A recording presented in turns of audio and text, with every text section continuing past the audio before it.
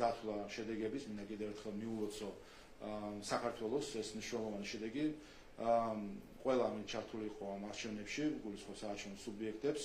მეტნაკლებად საუბრობდა რეფერენდუმზე და ეს რეფერენდუმი შედგა და ქართულმა ხალხმა თავისი ვერდიქტი გამოიტანა ამ რეფერენდუმზე, იმით რომ ხარი დაუჭირა საქართველოს მშვიდ განვითარებას, საქართველოს განვითარებას ისე რომ მისი კეთილდღეობა იყოს უზრუნველყოფილი, საქართველოს განვითარებას ევროპის მიმართულებით ისე რომ ევროკავშირში შევიდეთ მშვიდობით, შევიდეთ ღირსებით და შევიდეთ კეთილდღეობით. ამიტომ კიდევ ერთხელ მადლობას ვუხდი ყველას, ვინც მონაწილეობდა ამ არჩევნებში. ქართულმა ოცნებამ ფაქტობრივად გაიმეორა 2012 წლის შედეგები, რაც კიდევ ერთხელ მეტყველებს იმაზე, რომ ეს იყო პრინციპული არჩევნები ჩვენი მოქალაქეებისთვის და მათ მიიღეს პრინციპული გადაწყვეტილება ამ არჩევნებზე. რაც შეეხება უკვე თავად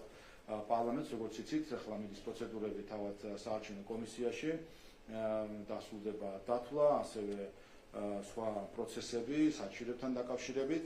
ნოემბრის შუა რიცხვებისთვის დამოკიდებულია იმაზე, თუ საჩივრების განხილვის ვადები როგორ იქნება და ასე შემდეგ პროცესები. ნოემბრის შუა რიცხვებისთვის უკვე იქნება შემაჯამებელი ოქმი ცენტრალურ საარჩევნო კომისიის და შემდგომ ამისა იცით რომ კონსტიტუციით დადგენილი არის საფრთხიანი ვადა, რომლის განმავლობაში პარლამენტი შეიგროვება თავის ბილოს ფორმაზე. მადლობა.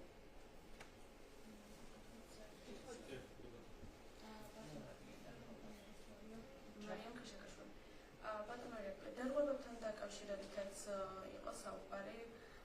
როგორ შეაფასებთ ამაზე და რა იქნება თქვენი პასუხი, იმიტომ რომ კონკრეტულ დარღვევებზე იყო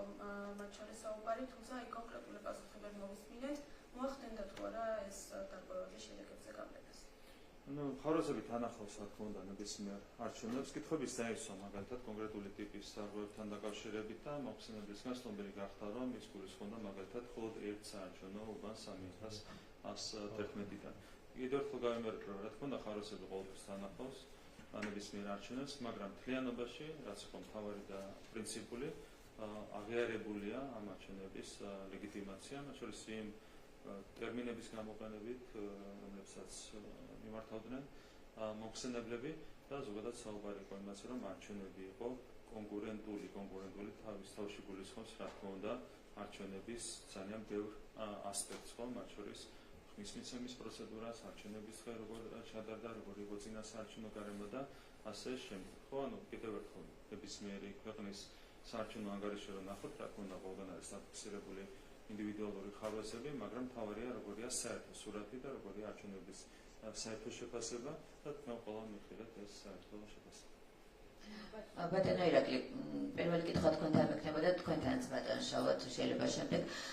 არჩევნებთან დაკავშირებით დასავლეთი თავიდან ამბობდა, რომ ეს იქნებოდა დემოკრატიის ტესტი ჩვენი ქვეყნისთვის, ახლა უკვე არის ევთო დინის შეფასება და კონკრეტული ფრაზები, რასაც თქვენ საუბრობთ, პარალელურად ვიცით ხელისუფლების პოლიტიკური ნება, ურთიერთობების გადატვირთვის თაობაზე, საერთაშორისო დამკვირვებლების ეს შეფასება დაეხმარება თუ არა თქვენს მიზანს, რომ ურთიერთობების გადატვირთვა მოხდეს, თანაც არჩევნების შემდეგ ამაზე იყო საუბარი. მე ასე მგონია, ტესტი არის თავისთავად ჩაბარებული, რაც შეეხება ურთიერთობებს, მე დარწმუნებული ვარ, რომ დაიწყება ოქროს მომავალში ურთიერთობების გადატვირთვა და ეს არჩევნები ამისთვის ქმნის მათ შორის ძალიან კარგ საფუძველს. ჩვენ ყველაფერს გავაკეთებთ იმისათვის, რომ ურთიერთობები გადაიტვირთვოს, ამისათვის ჩვენ ვიყავით და ვართ აბსოლუტურად ღია, დანარჩენი არის კონსულტაციების საქმე, დანარჩენი არის ინტერესების საქმე და მე დარწმუნებული ვარ, რომ ყველაფერი წარიმართა ისე, როგორც ეს წარდგება ჩვენი ქვეყნის ინტერესებს, კონკრეტულად მათ შორის ევროინტეგრაციის გზაზე. მადლობა. ბატონ ირაკლის პოზიცია ამ კითხვაზე მოვისმინეთ დილას, თუ შეიძლება თქვენ კითხავთ ბატონ შალვა, თქვენი ოპონენტები იცით, რომ არ აღიარებენ არჩევნების შედეგებს, უკვე დაანონსეს ქუჩა, რა რესურსი აქვს მათ და რისთვის არის ხელისუფლება მზად, როგორ შეიძლება განვითარდეს პროცესები ქვეყანაში? ქუჩის ღონისძიება მათ გუშინ ჰქონდა დაანონსებული, სცენაც კი აწყვეს და ნახეთ, რომ ეს სცენა არასახელოვნად დაშალეს შემდეგ, ასე რომ ეს არ არის პირველი მათი მხრიდან ასეთი მოქმედებები. არის გამონათქვამი, რომ ერთ და იგივე წყალში ორჯერ უნდა შეხვიდე, მაგრამ სამწუხაროდ ხედავთ, რომ ჩვენი ეს პოლიტიკური კლასი, რომელიც არის სიმბიოზი პარტიებისა და რამდენიმე არასამთავრობო ორგანიზაციის, ვერანაირი დასკვნა ამ გაკვეთილებიდან ვერ გამოაქვს. სხვა შორის ეს სიმბიოზი გუშინად დადასტურდა, როდესაც ჩვენ ნახეთ, რომ სინქრონიზებული იყო მათი განცხადებები გუშინ ასე ვთქვათ, არჩევნების არაღიარებასთან დაკავშირებით პარტიების მხრიდან და იმ ერთი გაერთიანება NGO-ების მხრიდან პარალელურად ერთმანეთს ელოდებოდნენ და ისე გამართეს მათ შორის ბრიფინგი, რაც კიდევ ერთხელ ადასტურებს, რომ ზღვარი არასამთავრობო ორგანიზაციებს და პარტიებს შორის არის სრულად მოშლილი, რაც კიდევ ერთხელ ერთი გამოწვევა არის ზოგადად ჩვენი სამოქალაქო სექტორისთვის. პარლამენტთან დაკავშირებით მოგახსენეთ, ჩვენ ამ მონაცემებით ჩანს უკვე რომ გვექნება 90-მდე მანდატი, 99 ასე ჩანს ზუსტად დღეს და რა თქმა უნდა პარლამენტი მათ გარეშეც შეიკრიბება და ეს კიდეც ნახეთ 2020 წელს და შეიკრიბება უფლებამოსილება იქნება ცნობილ უფლებამოსილებას და პარლამენტი გააგრძელებს თავის მუშაობას ქართული ოცნება იმ დღის წესრიგით, რომელთაც ჩვენ წავდექით ამ წინასაარჩევნო კამპანიაში ჩვენი ამორჩევის წინაშე და რა თქმა უნდა ამ დღის წესრიგის შესასრულებლად ჩვენ გვაქვს საკმარისი უმრავლესობა, რათა მივიღოთ კანონები, რომელიც ჩვენი მოსახლეობის ინტერესში იქნება. კიდევ ერთი საკითხი მინდა ხაზი გაუსვა, როდესაც საუბრობენ იმაზე, რომ როგორც იცით, ჩვენ ყველგან გავეუმჯობესეთ შედეგი, ეს არჩევნები იყო მართლაც ისტორიული იმ მხრივ, რომ ქართული ოცნება, რომელიც მეოთხედ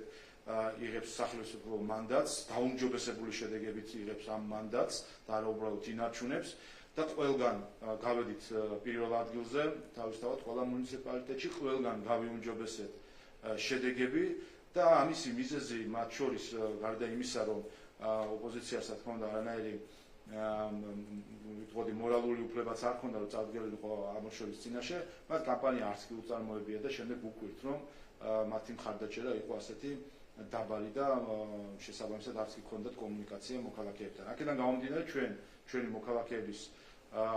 მანდატი, რა თქმა უნდა, ვიღებთ ხელისუფლებისთვის და ვიზრუნებთ არა მხოლოდ ჩვენი ამორჩევის, არამედ მთლიანად ქართული საზოგადოების უკეთესი მომავლისთვის. ბატონო შალვა, მე-10 მოწვევის პარლამენტმა განახორციელა საარჩევნო რეფორმა და მთელი რიგი საკანონმდებლო ცვლილებები ამ მიმართულებით, თუმცა რამდენიმე წუთის წინ მოვისმინეთ, რომ საარჩევნო კანონმდებლობის შეცვლა უკან გადადგმული ნაბიჯიაო, ასე შეაფასეს. თქვენ როგორ ფიქრობთ, თუ დარჩა კონკრეტული გამოწვევები ამ მიმართულებით და თუ არის რაიმე შესაცვლელი კანონმდებლობაში? რაც შეეხება საარჩევნო კანონმდებლობას, ამასთან დაკავშირებით მათ შორის ეუთოს მისიამაც იცის ჩვენი პოზიცია, ჩვენ გვქონდა ამაზე საუბარი, მათ აქვს ტექნიკური დამოკიდებულება საკითხის მიმართ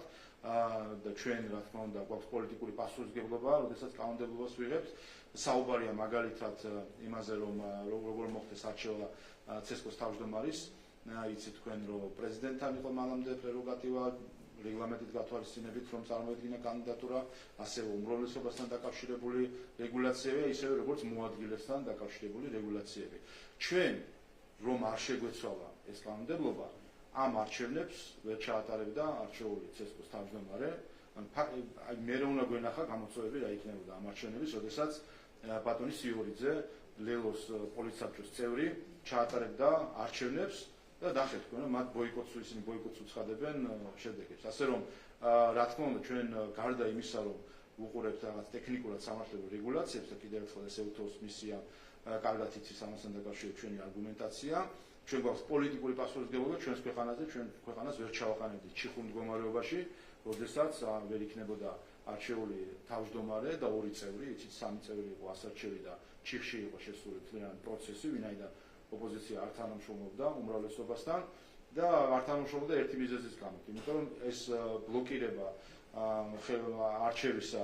მათ ხელსაძლებდათ იმის გამო, რომ ყოფილიყო შემდეგ რაღაცნაირად შეექმნათ სიტუაცია, რომ